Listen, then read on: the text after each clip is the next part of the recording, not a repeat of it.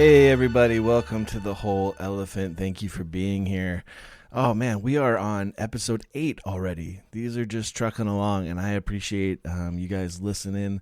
I appreciate if you've listened to all of them. If you were just here for Tim Minchin last week, man, that was a great episode. I really appreciated him coming on. Today, my guest is one of my favorite people in the whole world. Barbara Deutsch was a Broadway actress, kind of accidentally. We'll get into that. And she's a life coach now, helping actors and creatives get through this crazy industry, this crazy life that we live as creatives. And Barbara, for me, she was one of the first people kind of outside of my sphere of influence, right? My family, my friends. She's the first one that really looked at me and said, I believe in you. Let's talk. Let's hang out. Let's do this because I believe that there's something there inside of you. And that's a big deal when somebody outside of your sphere of influence does that. That's a big moment. And so I wanted to bring Barbara on today to have a chat because every one of us needs someone like Barbara in our lives, someone that is just constantly a positive. And so we're going to chat about that. We're going to chat about how to get unstuck. If you're an artist, we're going to chat about a whole bunch of stuff. So I'm so glad you're here. Thank you for being here. And let's have a chat. Enjoy. Barbara, hello. Well, hello. It is so good to see your face. It I is. know. Oh my We God. were, Do you hear the airplane? yeah, this is good timing for the podcast. This is perfect. Hey, let me shut it off. This is the best start we've had yet. Oh, oops. Sorry. It's okay. I miss you. I know. I miss you. You would sit on my couch and we had so many things that we related to. I know. Well, it was nice to, the airplane was kind of nice actually, because you jumped up to close your window, and right when COVID started, you had hip surgery, and it was really nice to see you jump up right now. Oh That my was God. awesome. That's right. Yeah, that was the last time I saw you in person. Was right before that. I had I had the surgery on March 11th, and then on the 13th the world closed. Yeah. But my recovery was like I was just taking painkillers. I didn't even know there was a pandemic for like some of the behind the beat. Yeah. What a great time to have surgery. That's awesome. I know. I started a trend. 3 other people had one. Yeah. Well, how are you now? I'm How's perfect. business? How is everything going for you now? Business is so different. Mm, It's so different. The groups that I have are on Zoom and they're so much deeper and so intricate, and people, because we're on Zoom, are from all over the world. And yeah. from Iceland and Germany and LA and Atlanta, and what I'm really digging is that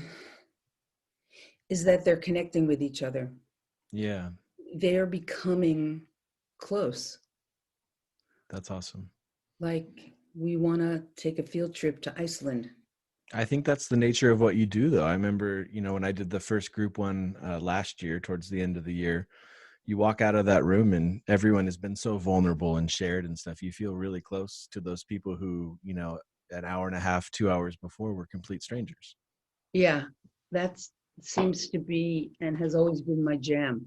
That's a good metaphor for life. We should be doing that more. We should be meeting more people and having meaningful conversations in life, not social media conversations, not things like that.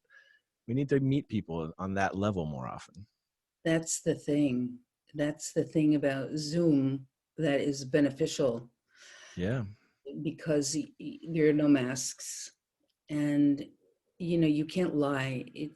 It's too intimate a setting, and I Mm. think for some reason people feel safe sharing things because people don't live in the same country, or you know, and then the experience of sharing truth that had been secrets,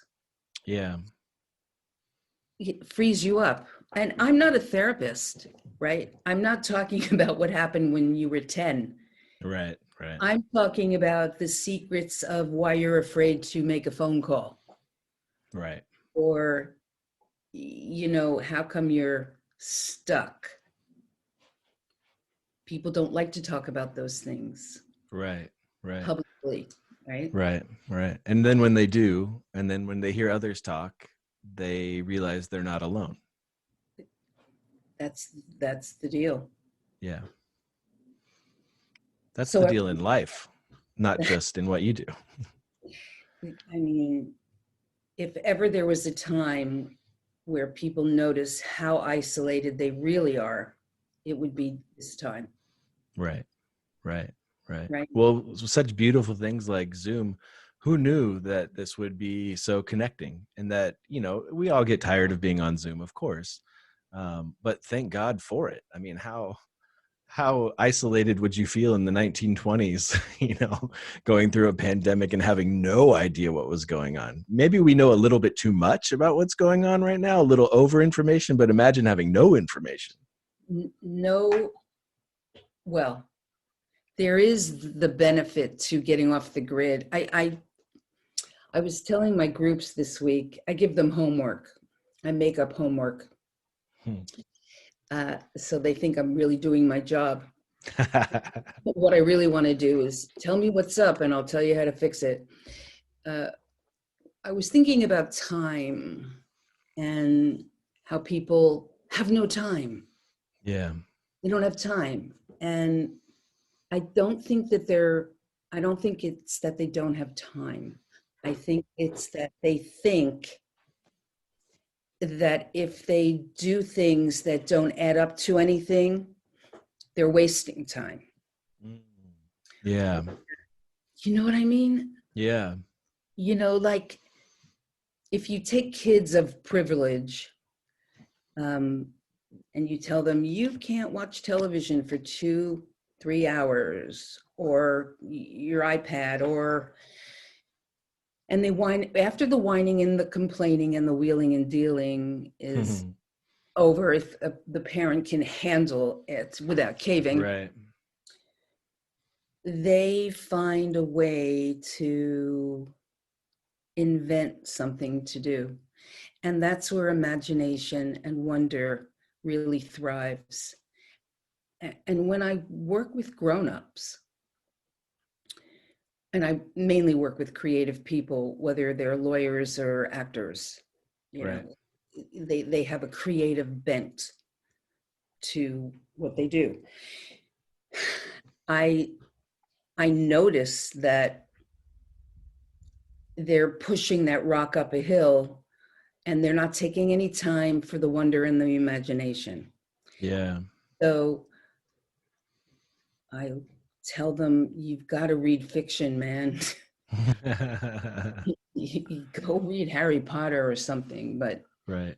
you know, you have to stop the generating in your head so that you can really come up with, what do you really want to do? What direction do you really want to go into?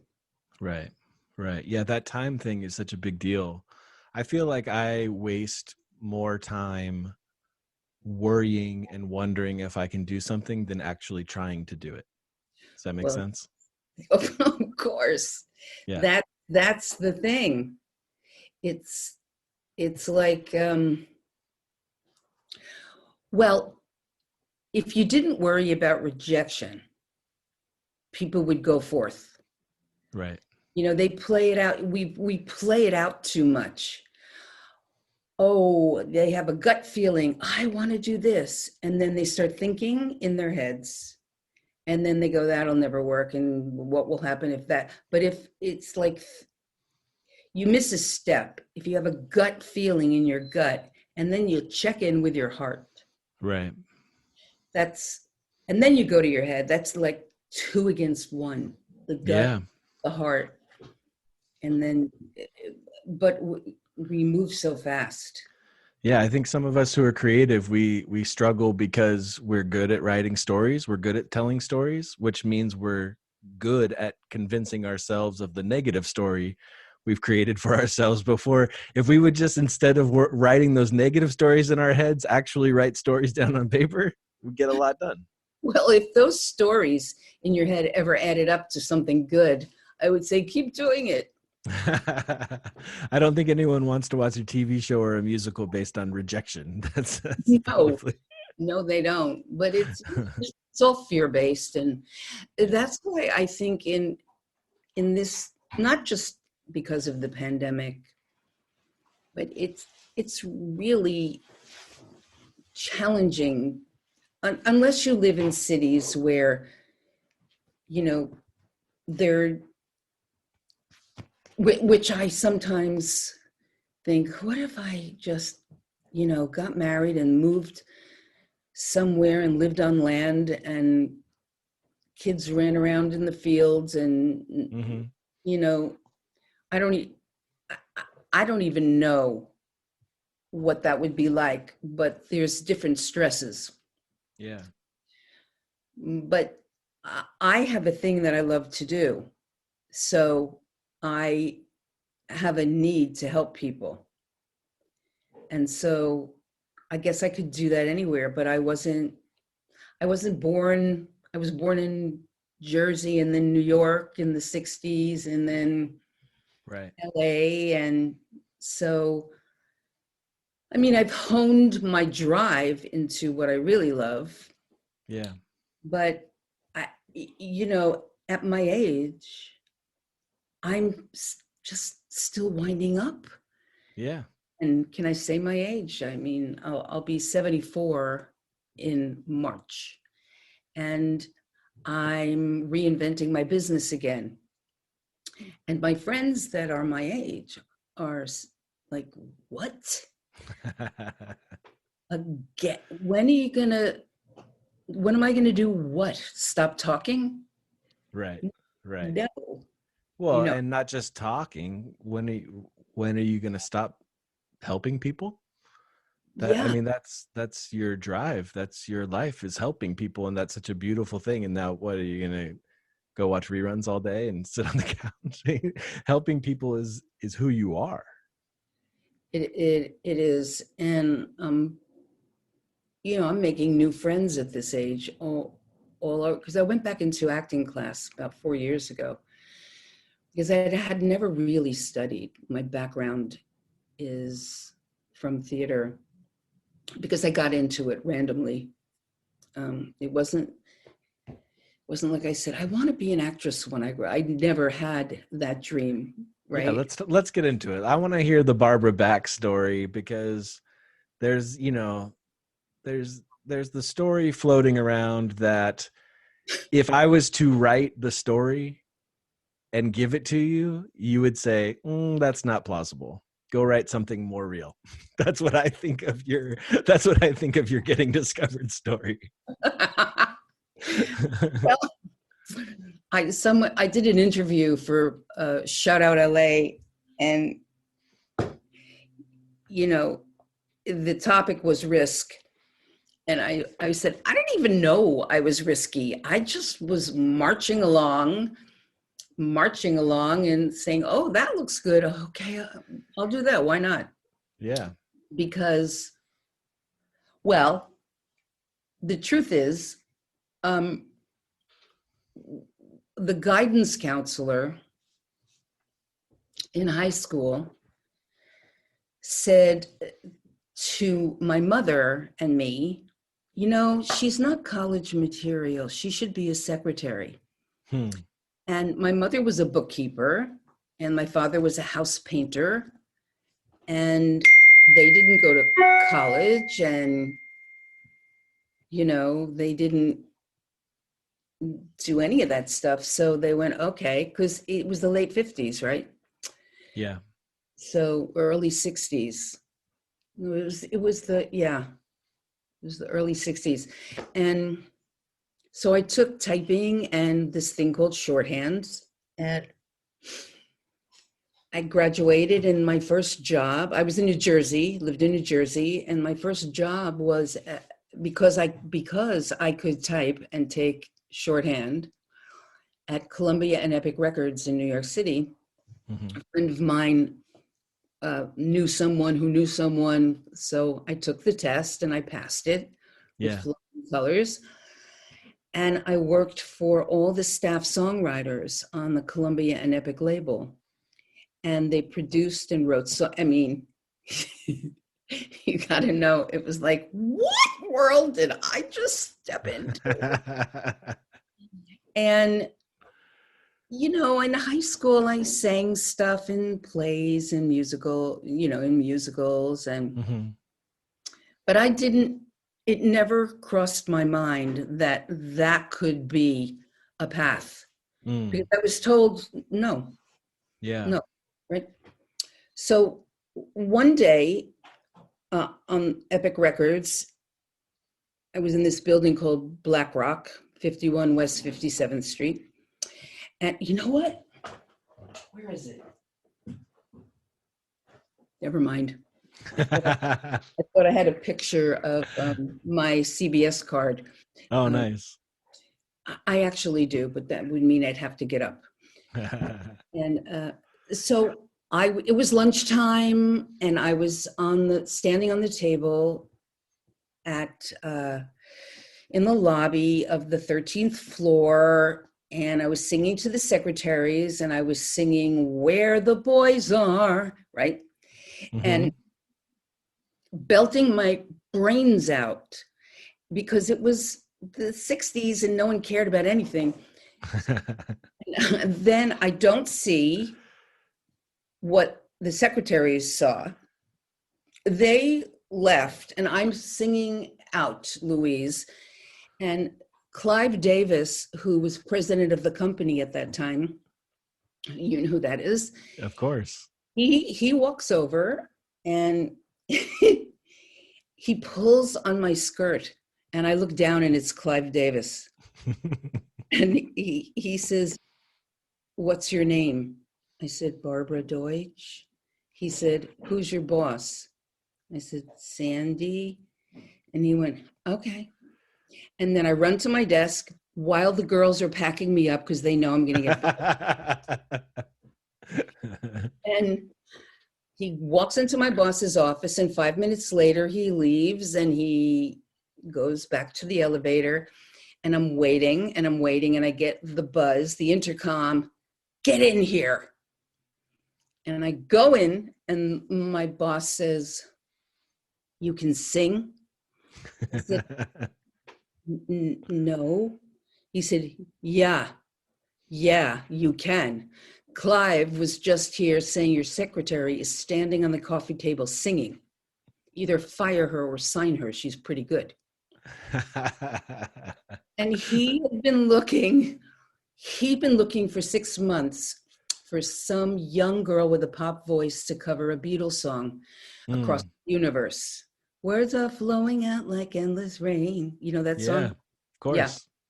So he says, and he wrote like 5 of the Four Seasons hits that were on Broadway because he was Jersey people, friends with the Four Seasons.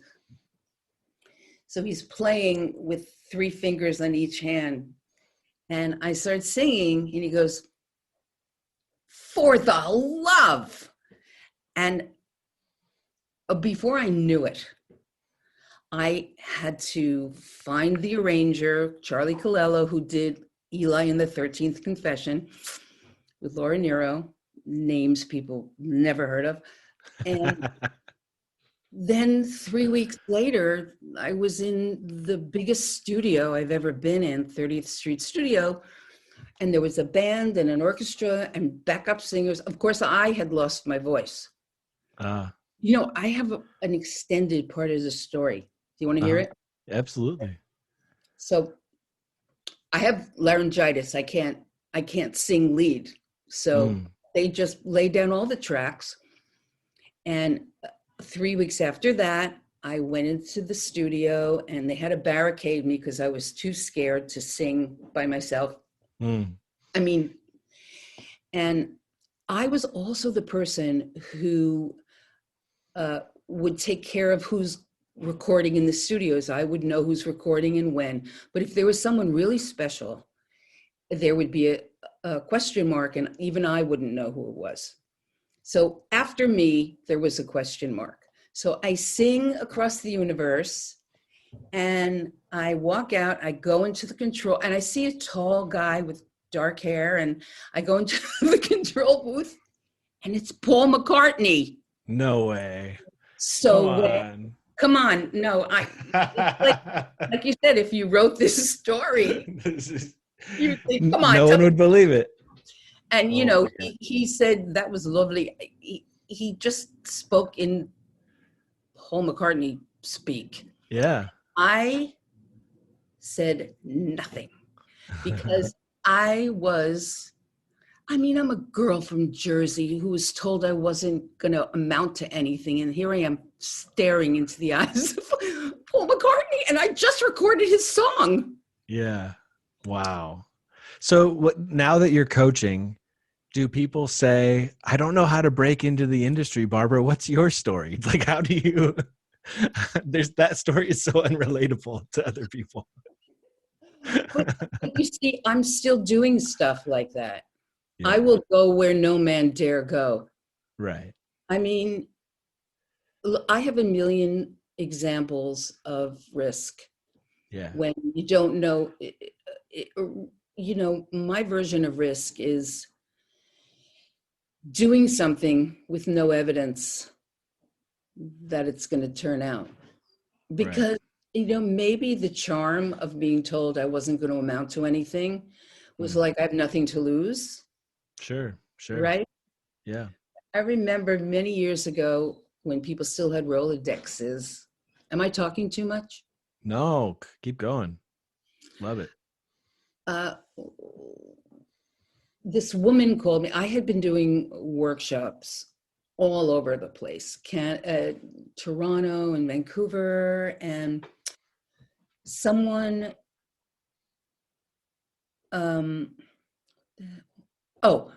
someone referred this woman to me, and she said, I said, hello.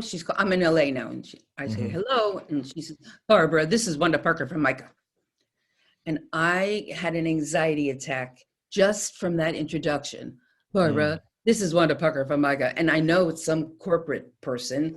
And me, corporate, we never met, me and the corporate people. But she said, I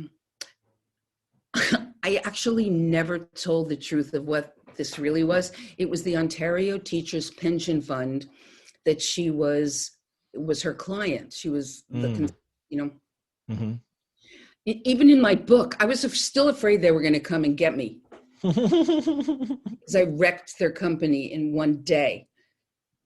So they were looking for a keynote speaker for their town hall meeting. And I didn't even know what that was. But I was looking through my Rolodex for someone I could refer her to.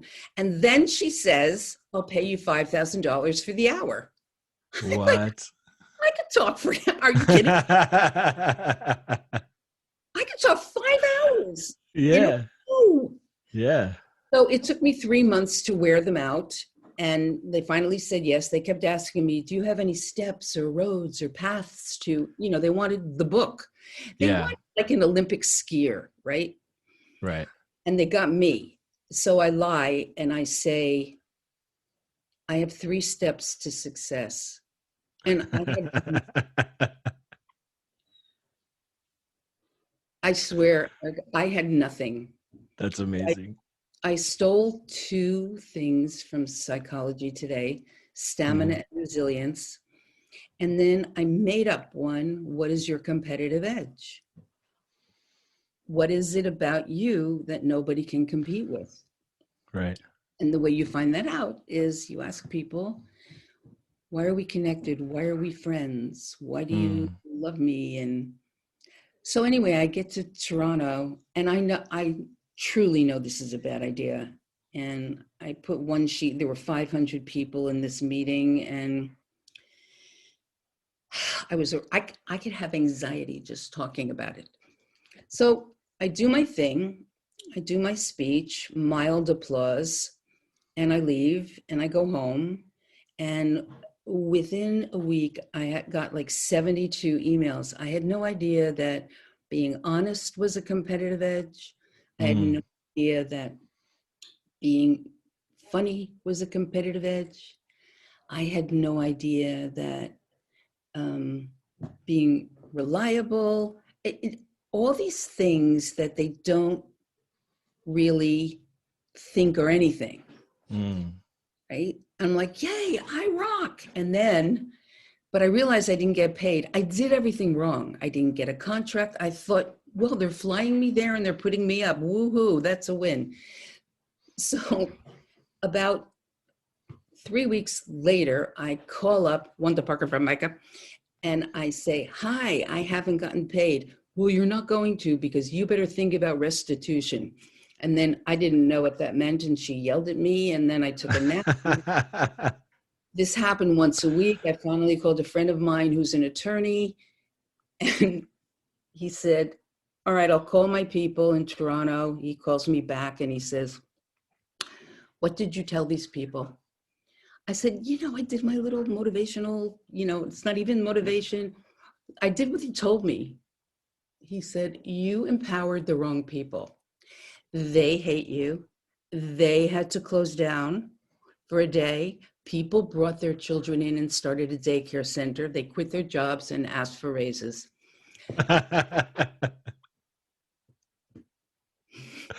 That's amazing. And that's how the Barbara Deutsch approach started. That's the origin story. Lying. Making things up. Yeah. But I mean, isn't that what we all do? We fake it till we make it. I mean, that's part of the business, right? I think you try. You can't fail. Failure is if you don't try, I really think. If you don't put yourself out there, really put yourself out there, you just, I think people think there's such a lot of competition, but I don't know that. I think there's just a lot of people. Right. I mean, there's so many people who get ahead who aren't as crafty and talented as you, but they're not afraid to ask. Yeah. For what they need. You know what it is for me too? It's a little bit like Schrodinger's cat. You don't know if the cat is dead until you look in the box. I don't, if I don't try and fail, I can always say that I could have. Right. You know what I mean? I can always say, nobody can say I failed at writing musical theater. Still in the box. Nobody opened the box. And if I can still say that, there's a little bit of comfort in still being able to say I could have instead of just trying. And that holds me back a lot. Well, welcome to me. We have to revisit that. Yeah. This is why I did this podcast, so I could get a free session out of you. This is the only reason we're doing this. Well, where is it at? I mean, don't get me started. You're seducing me right now. No, but that's a big thing for me, and I'm sure that's a big thing for other people, just if you don't try and fail, then you can always say you could have, and there's a little bit of comfort in that. Well, yeah, you could have. Yeah. You could have, but you're making a choice, like not being in action. The nothing is an action because it's a choice. Yeah. So you can choose to keep trying. Look, I know your work, and you're going to be I don't know when Broadway's going to be open, but you certainly can put it up on Zoom for a minute. Yeah. right? Have you been thinking about that? No, I've just been surviving the last 10 months. Oh, really? Yeah. I mean, I've had some projects, but Well, it's time to jump in. yeah. Come Yeah. on, you're so super talented.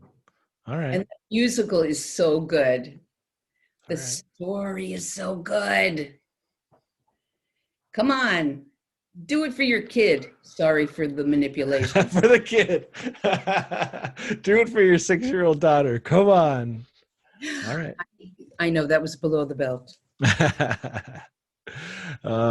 Yes, I know. I need to. Speaking of musicals, because this is about you. This is not a therapy session for me, although I probably need it. Um, let's talk about musicals. Okay. You were in the first national tour of Godspell. What? Tell us the story of auditioning for Godspell, because I love it. Okay. Well, I saw it. I saw it on Broadway, off Broadway, and there.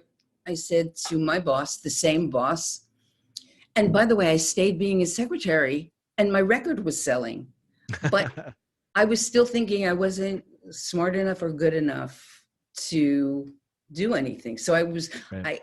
I ended up singing all the demos for the songwriters. So I said, there's this girl in this Broadway show who looks like me, and I think I sing better. He said, what's the name of it? I said, Godspell.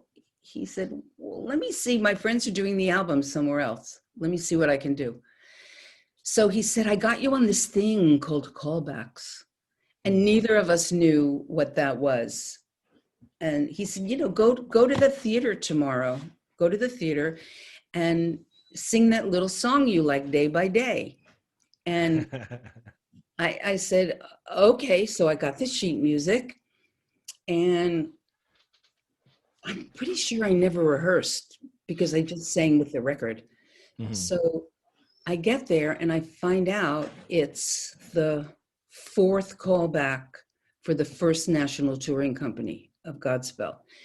And they had whittled thousands and hundreds down to, and because it was the rock musical days, everybody was in the theater watching everybody do everything. And Stephen Schwartz was there, and Michael Tebalek was there, the writer, and the producers, and like the original. This was Stephen's first show, Stephen Schwartz's first show.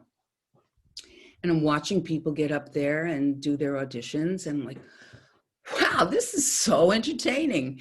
And then they call my name, and I bring my music. And, for people who are listening who are not singers, you never sing a song from the show. I kept thinking, why isn't anyone singing songs from the show? Because there's some law that's not written. You never sing a song from the show. So I walk over to the keyboard player and say, do you know this? And I hand him Day by Day. And the room erupts in laughter. I see the powers that be laughing at me, which is a theme of my life, because I'm risky. So he said, yes, I know it. And I start moving backwards because I don't know where to stand. I think I'm behind the piano, and I start singing Day by Day. And I get this feeling that I've never had before, not in the studio, not in high school, but this feeling, it actually is making me a little verklempt right now, because I drum up that feeling. It's like I talk about this thing called the pilot light, this light by your heart that goes on. You know the little light on the stove that never goes out? Yeah. Well, when you get turned on creatively, that light never goes out. Well, that light went on, and I singing, and I'm like, what is this? Feel it was like flying, right? Yeah. And I just, it was the rock musical days. You did not need to have had any training, no craft necessary. Mm. Just be sweet, this particular role, naive, authentic, and sing really well, which I Yeah. can do. And so I finish, and then they want to do improv, which I'd never heard of before. And they put me in with a group of 10 people, and they said, you have to be animals, and they take someone else out to moderate. And then I'm like, I don't know how to be an animal. I don't even want to be an animal. And then at the last second, he says, can I switch out the Barbaras? There was another girl named Barbara, who, by the way, is my best friend in life. Nice. So I get to be moderator, which I knew I could do because I could talk. Anyway, a week later, I was dating, oh my God, you're not going to believe this either. And I was dating Tommy Mottola. Right? I don't even know if we were dating at that point, but anyway, you'll call me, we'll talk privately about this. But Yeah. I went to his office because I was like walking around like, what happened to me? I can't function. And he was managing, I'm name dropping, Hall & Oates at that point, and they were in his office. And I said, I'm auditioning for this thing, and I don't know what this feels. They said, call your answering service. So I call, and they're all listening, and they say, call Actors Equity. And I call in front of Tommy and Hall & Oates and God. And they said, we would like you to be the day-by-day girl for the first national territory. Oh my god! In front of Hall and Oates. That Yes. that is like, I don't know. That's the most Hollywood Broadway story of all time, I think. That's ridiculous. I hardly even remember these stories. It's not like I share them, but Yeah. the players, so that's fun. Yeah. And so I went on the road, and we did Broadway for a few days, Uh-huh. and then we went on the road, and I learned everything I needed to know about show business being on the road. I fell in love with everyone and everything, and yeah. Yeah. Speaking of knowing the players, obviously, Stephen Schwartz is a hero of mine. Tell me about Stephen Schwartz. You always want your heroes to be nice people. Tell me about him as a person. You know, I know too, I also know John Travolta really well. And Stephen Schwartz and John, no matter what anyone says, they are the nicest, kindest. Stephen is, if I called him right now, he would get on the phone and he would just take care of me. Yeah. He's the sweetest, and he's very humble, right? He's a big name until you're with him, and then it just doesn't feel like a big name. And he really does pay homage to his beginnings. So he doesn't forget anyone in any of the companies that he cast, of whatever he does. He's really loved by everybody. He was very kind to me. Yeah, that's awesome. That's good to hear. I like when I hear things like that. Well, I think that there are really good people who are really famous, and I've met a whole lot of them. Yeah. They're just people. So, this podcast is called The Whole Elephant. It's my journey of trying to see things from different perspectives, careers and whatnot. When you talk to creative people and they are not seeing the whole picture of things, What are the common things that people are missing about themselves, about the creative process, about any of those things? What are some of the common pitfalls that you see people falling into? Well, the first thing that comes to mind is blame. Mm, Uh, you know, it's when you're a creative person, you're a writer or songwriter or an actor or a director, when you have this Jones to tell a story, how whether you're producing it or writing it, and you don't get to do that yeah. because they're saying not you. And you have to be able to look at how many times you went down a particular road and it didn't work, and it didn't work, and it didn't work. I hear this time and time again. The minute someone takes their hand off that particular wheel Mm-hmm. and moves to, I call it, is there another door that's open? Right. If you go there for a minute, see, creative people, you're never going to not be a songwriter if you have to do construction, right? Sure. Sure. It's it's that pilot light thing. You have to figure out how to stoke that pilot light somehow. And if it isn't, I'll use you for an example. If it isn't songwriting, you have to figure out how to get high creatively. Yeah. Another way. There's not just one way. But in doing that, it's you loosen the grip on the push. And then there's air around that, right? But Right.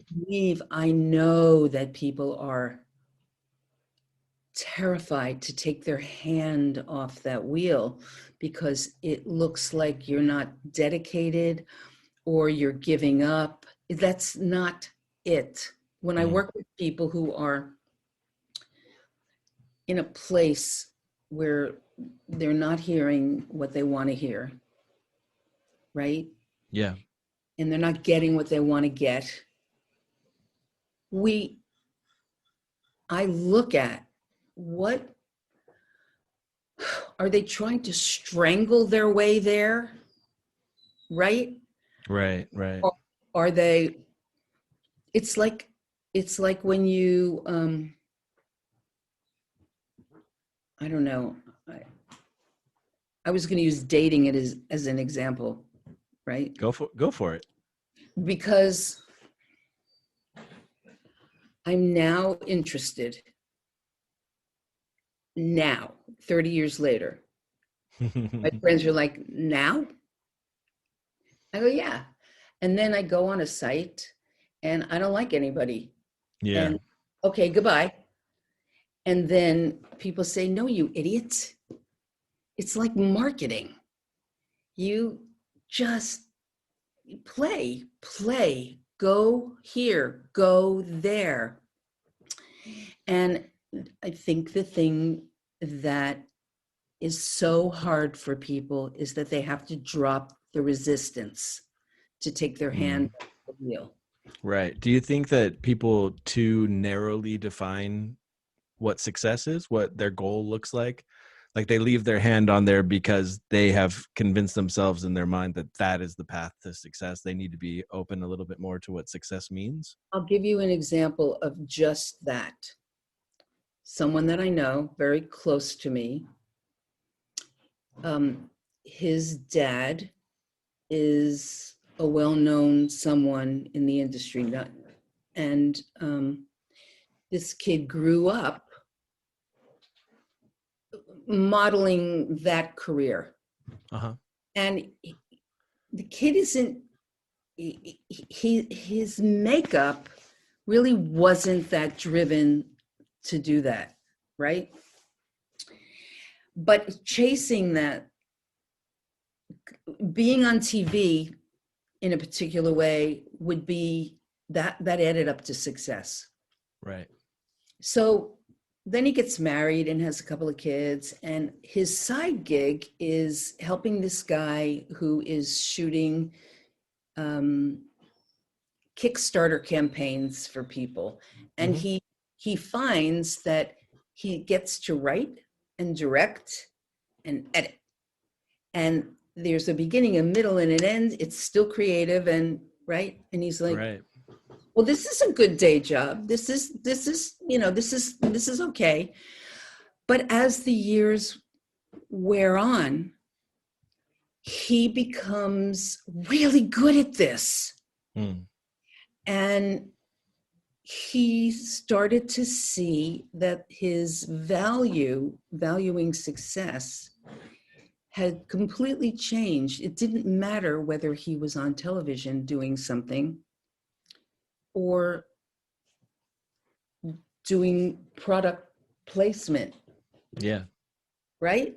Yeah. And so this kid is a family person. Mm. That mattered to this kid. Yeah. And so he reevaluated success. That doesn't mean an original dream can't happen. Sure.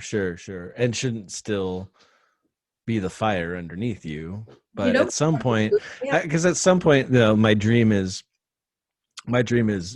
Broadway. My dream is Disney, all these things.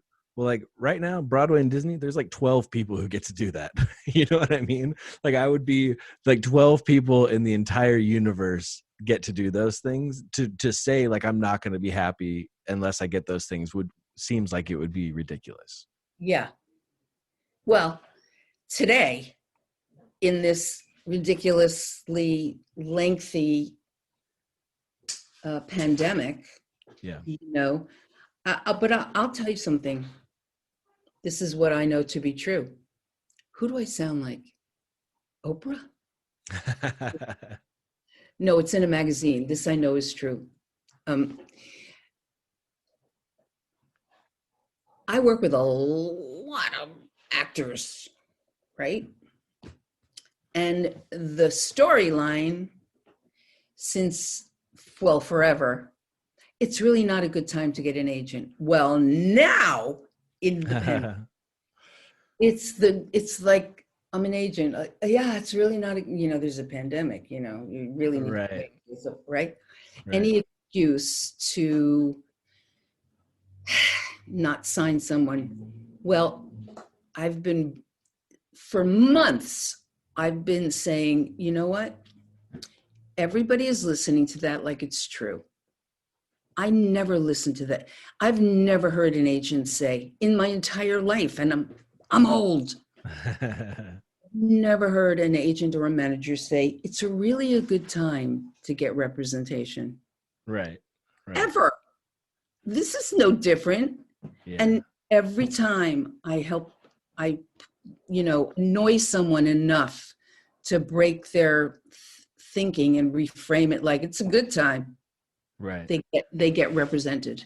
Because it's blame. You can blame it on the pandemic in order to not do it. Right. Yeah.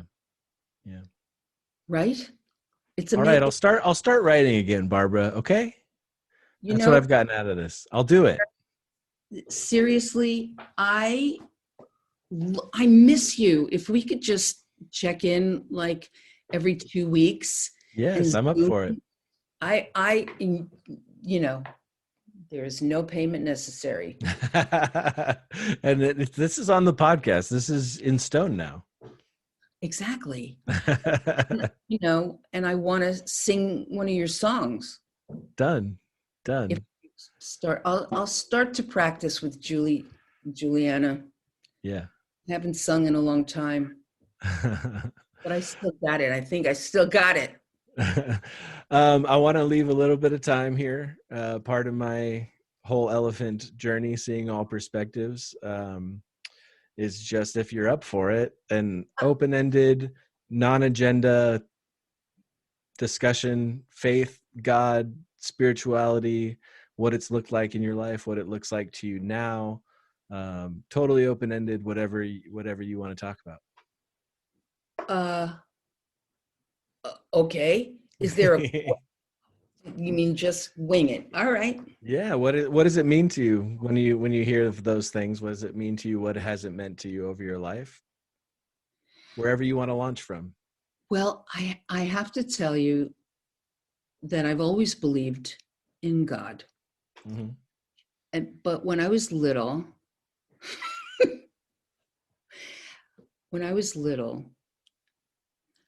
I must have been like 8 years old, and I was fascinated with Roy Rogers and Dale Evans. And did I ever tell you this? And I would get into bed at night, and I would imagine that Roy Rogers would walk in my room and stand by my bed and take his hat off and say, "Being a good girl, Barbara, being a good girl." And I would say, "Yes, Roy." And he would say, "You're going to be okay." Yeah. And I know that that was God. Mm. I know that I was born Jewish, Mm-hmm. and I never knew what any of that meant. Uh, we couldn't afford the temple, the dues for the temple in our town. So, you know, I never heard anybody pray. No one, that word never even came up. But I remember in middle school, we were next to another school, a Catholic school, Mm-hmm. and I would see the kids going to Catholic school in uniforms, and I heard about this thing called confession. And I was like, that sounds so good. Who do you confess to? Mm. Who do you tell your stuff to? Like it was, Yeah. you know, Yeah. it was never, it was never told to me to pray, but I Mm. think I was doing it anyway.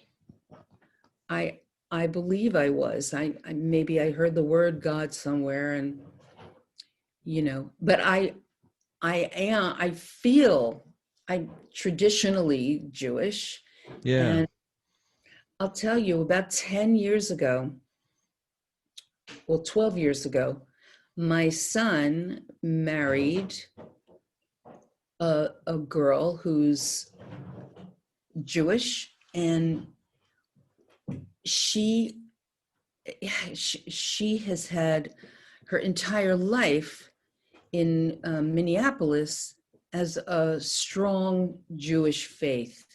And Uh-huh. I've learned through these 12 years the Jewish traditions, and I really love that. But during my life, with no education in Judaism or anything, Mm-hmm. I found God, and I found faith, Yeah. and it would come and go, but I I have a strong connection, and it's not just spiritual. Do you know what I mean? It's like Mm-hmm. I don't know how to label what my faith is. I've had to create it Yeah. myself, Yeah. but it's something that I wanted and needed, and something that gets me through, not just when I'm going to go into hip surgery. Oh God, let me live. Right. Genie God. Connecting to Yeah. Genie God. Yeah. Genie God. No, I do pray, and I pray for people. Mm-hmm. I pray. um there's no one ever taught me to hit my knees. No one ever taught me any of this. Right. But I remember, I'll go to a synagogue or church or, and I can feel connected. Mm-hmm. Yeah. Ask me questions. No, I mean, I think that story fits in very much with my worldview and my spiritual view. That I think that um, sometimes, especially Western American Christianity, thinks that they have a monopoly on God. I tend to think that if God is alive and present in all things, in creation, and every human, and and people define that as different things, give it different words, give it different things, but the fact that you experience something without naming it God, the fact that you experience something without naming it prayer, um, I think that's a beautiful thing. And to me, personally, I look at that as evidence of a God that is much bigger and greater than the little boxes that we tend to put him in.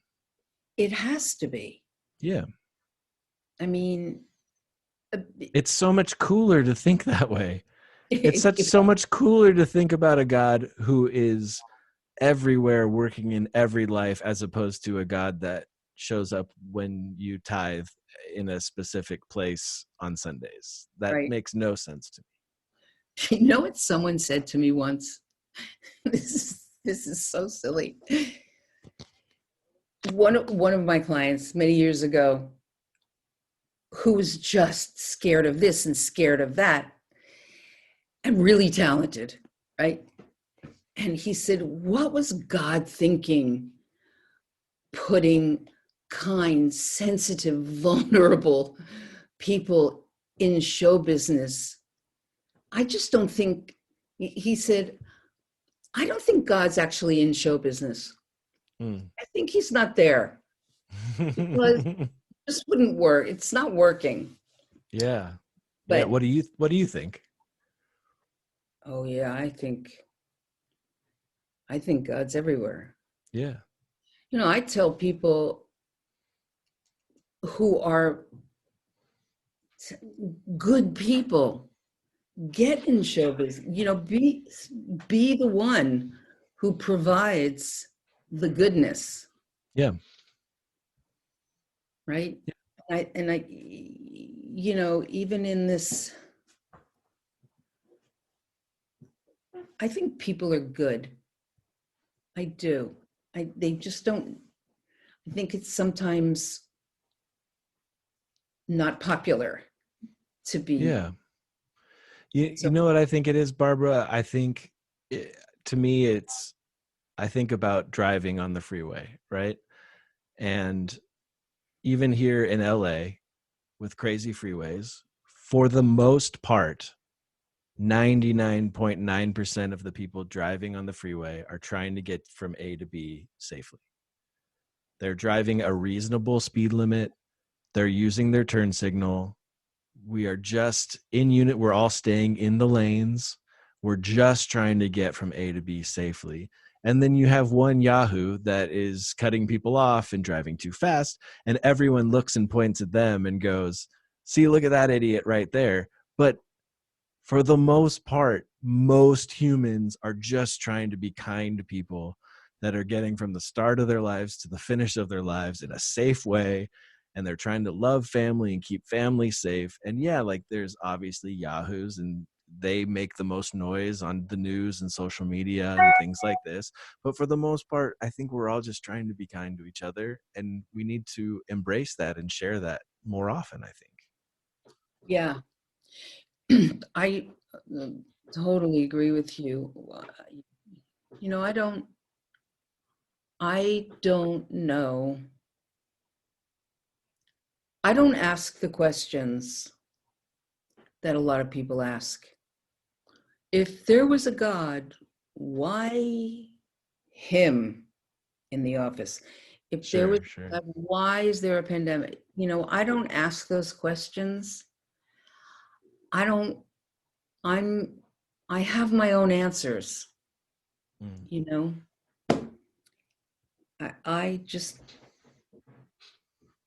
there's something we're all working out. There's something I'm working out Yeah. in life. And, you know, I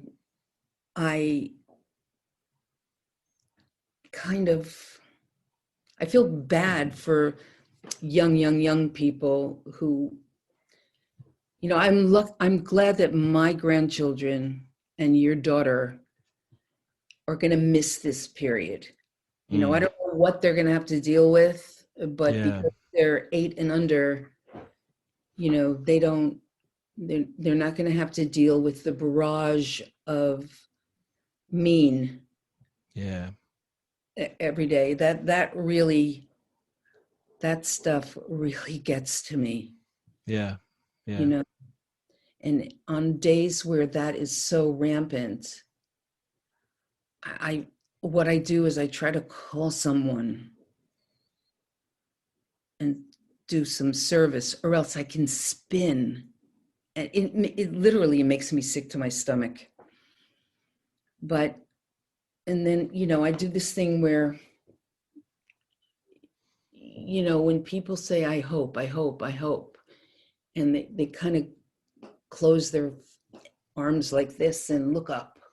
Yeah. Like is hope is way too far away. It's up there. Mm. But if they release that and open their arms, like I say, hope is stressful, faith is restful. Mm. And I think whenever I pause, that's the thing, man. Pause before reacting. Yeah. Pause. I mean, even an email response, just pause, pause, and just, you know, take it easy. Yeah. Just pause. Um, I like Jewish food. That's your biggest connection to the Jewish culture, the food. I think that's a lot of people's biggest connection to the Jewish culture is the food. But you know what? On Friday nights, I go to my kid's house and we have Shabbat, and Yeah. we light candles and sing a song and say prayers. Yeah, that's And beautiful.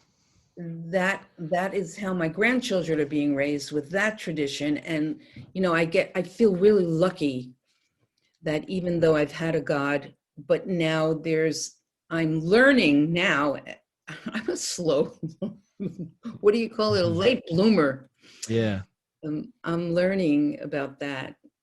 But you know, I was going to come to your church on Sunday, and then the pandemic happened. Well, we're online. You can watch us online. It's not the same. It's not even close to the same. Once we're back open, you come visit us. I will. No, I love it though. I mean, you know, obviously I work at a church and that's Sundays are a very spiritual, wonderful thing for me, but I Yeah. find it just as spiritual to come hang out with you and talk about life. I find it just as spiritual to go watch Pippin, the end of Pippin. Goodness, that is one of the most spiritual experiences I've ever had in my life. I I know. find I find God in all of it, and that's such a bigger, more interesting God to me than if I was just to confine it to Sundays. So I appreciate you telling your story, opening up a little bit. Oh, Go ahead. I was going to say, oh, thank you. And you know, I never go that deep into my stories of my funny forays with wildly famous people. Right. Right. No, it's beautiful. On the off chance that anyone besides my mom ends up listening to this, uh, and they are interested in what you're doing, how can they follow you? What's the best website? All those things to reach out. The Barbara Deutsch Approach.com. BarbaraDeutsch, the Barbara Deutsch Approach.com. I Awesome. have a new website with a new logo Oh, that's nice. not out yet. right? I'm so very excited. Finally, work Nice, with a woman. nice. Thank you. Well, thank you so much for doing this and taking the time. I really appreciate it. I love you. I love being around you, and I appreciate you, Love you. trying this out with me. I love it. I love that in it to win it. Yeah. Thanks, Right. Barbara.